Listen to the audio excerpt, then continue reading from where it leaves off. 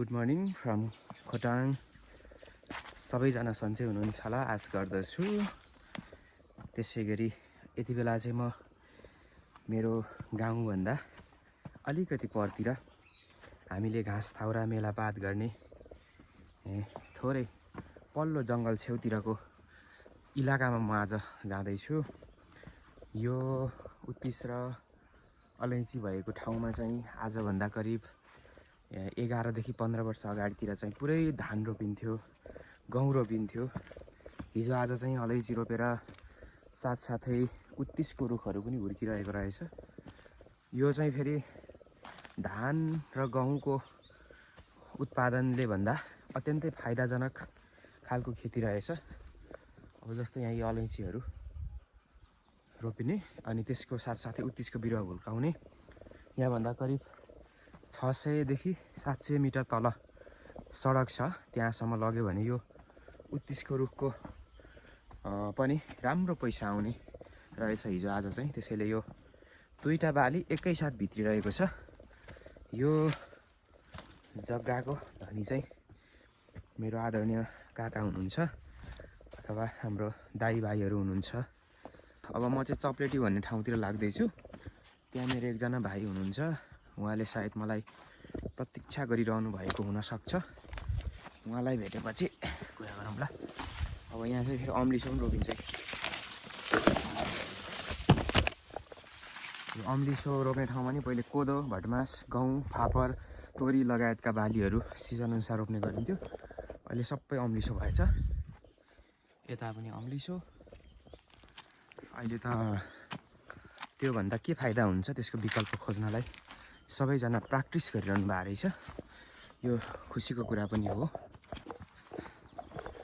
अन्तत म हाम्रो भाइ अनि भाइहरू अनि भतिजसँग भेटिसक्यौँ। माइला भाइ गुड मर्निङ है। गुड मर्निङ दाजु। साइला भाइ भतिज गुड मर्निङ ल सबैमा है, सबैमा गुड मर्निङ। अनि हामी चाहिँ आज काठ ल्याउन जाँदैछौँ। दाइ भतिजहरूले पनि एकचोटि सहयोग गर्छु भन्नु भएर चाहिँ अनि सबैजना मिलेर चाहिँ उकालो लाग्दैछौँ है त हाम्रो वन जङ्गलतिर। चराहरूको चिबिर है, एकदम मजा आइरहेको छ सुन्नु। यो वातावरणमा बस्नु त खास गरी त पैसा तिर्नुपर्ने हो नि।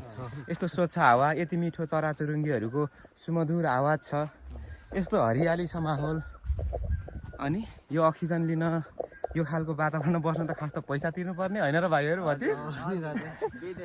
अनि है त नि भाइ, यहाँ त अनि यो हावा खाइयो भने त तागत धेरै बाँचिहालिन्छ नि।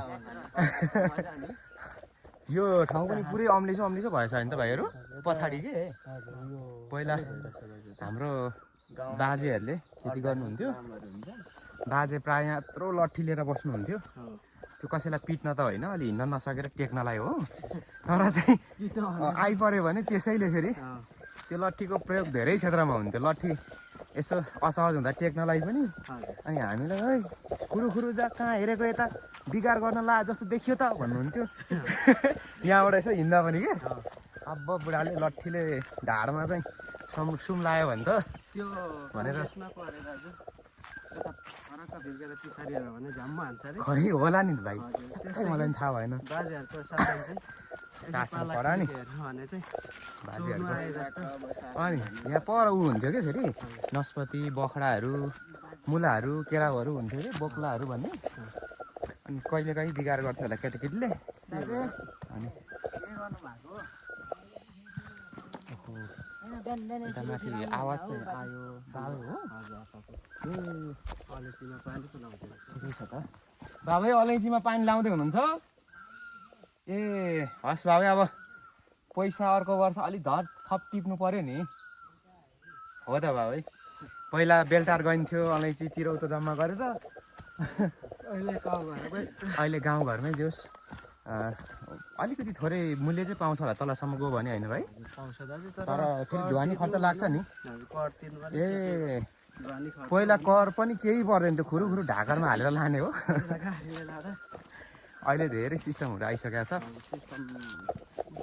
अनि भाइ यो चाहिँ सिस्ने खर्क हो, यो एरियाको नाम चाहिँ। यस्तो बेला पनि यत्रो ठुलो पानी आउँछ होइन त भाइ? हजुर, यो अझै आउँछ ठुलो, पर पाइप छ, पाइपमा नअटेर। ठिक ठिक ठिक। राम्रो भयो नि भाइ अलैँचीको लागि। यता तल हाम्रै गाउँको बाजे दाईहरूको हो। ए हो ए काठ यहीँ हो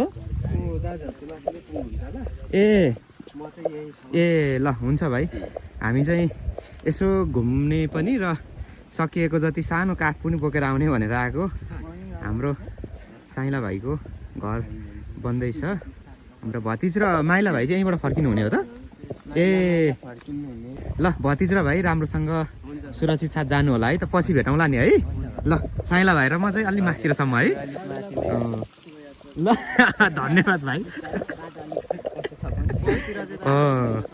ठिक ठिक। मैले हाम्रो निश्चल भाइको भिडियोमा हेरेर पनि लगभग यताको बाटो त थाहा पाइसक्यो। म सधैँ हेर्ने गर्छु, अत्यन्तै रमाइलो हुन्छ। ल लागौँ ल ल भाइ ल है त। नि त नि ल अब हामी चाहिँ अलि मासतिरसम्म जानुपर्ने रहेछ। यसको पक्ष हेर्दा चाहिँ खुसीको कुरा भयो, अलिकति थोरै हो नि ठाउँ हेर्न पाइने भयो नि त साइला भाइ। भनेपछि त यो पानी त पर खोलैबाट हो साइला भाइ? ए यति मिठो पानी छ यो हेर्दा पनि। कसले घाँस काट्नु भएछ त? ए बिहान पानी लिन जानुभएको क्या नि त, कुलो कुलोको लागि होइन, अलैँची हाल्नलाई। दियोस् यतातिर त अझै पनि हरियाली नै रहेछ। चैत वैशाखमा चाहिँ अलिक के भन्छ खैरात नै हुन्छ होइन भाइ? अब भनेपछि साइला भाइ हामी त्यो काठ भएको ठाउँमा कति समयपछि पुग्छौँ त? 2 मिनट 5 मिनट 10 मिनट? 5 मिनट लाग्ला दाजु। ए ल बाटो अलिकति थोरै त्यति सहज पनि छैन, थोरै असहज छ। त्यसैले अब हामी त्यहीँ पुगेर यसो साइला भाइको काठ पनि हेरौँ नि त है। होस् हाम्रो निश्चल भाइको व्यक्तिगत जङ्गलमा काटेको आफ्नै जङ्गल आफ्नै काठ आफ्नै घरको लागि लिन भनेर त नि।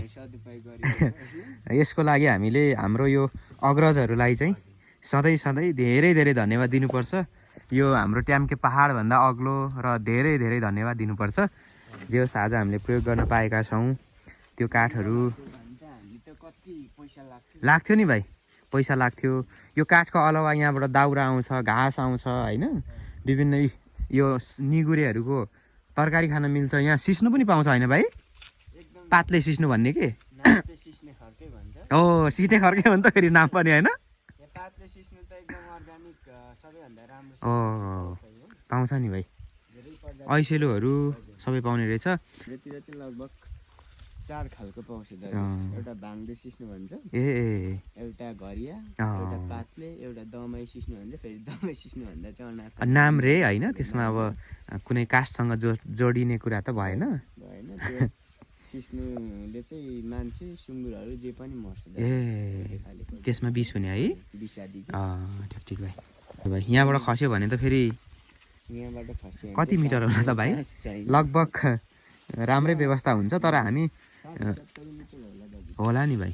तर फेरि ढुङ्गै ढुङ्गा छ नि त है। तर हामी कोही पनि लडेको यहाँ रेकर्ड छैन, किनभने यहाँ लड्न सकिन्छ भने होसियारी हुने। ए हो पहिला पहिला होला नि, घाँस ताउरा धेरै गर्नुपर्ने। अनि कहिलेकाहीँ त यसो रक्सी जाँड पनि खाएर आउने होला बाजेहरू होइन। अहिले चाहिँ अब गाउँमा जाँड रक्सी खाने मान्छेहरू पनि कमै छ।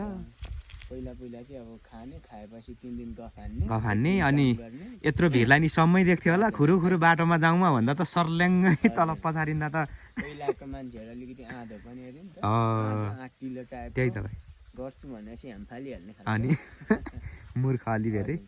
अब त्यो हाम फालेपछि मृत्यु भयो, अनि हामी पछिल्लो पुस्तालाई चाहिँ त्यहाँबाट हाम फाल्यो भने जान्ने भएर मरिनै पर्छ भन्ने त्यसले एउटा पाठ पनि सिकाएको हुनाले हुनसक्छ होइन भाइ? निश्चल भाइ र म फर्किन्छौँ यहाँबाट। हामीलाई कति समय लाग्छ भाइ? आधी घन्टा आधी घन्टा जति लाग्छ होला। अलिअलि सामान बोकेर हामी फर्किँदैछौँ है त अब चाहिँ।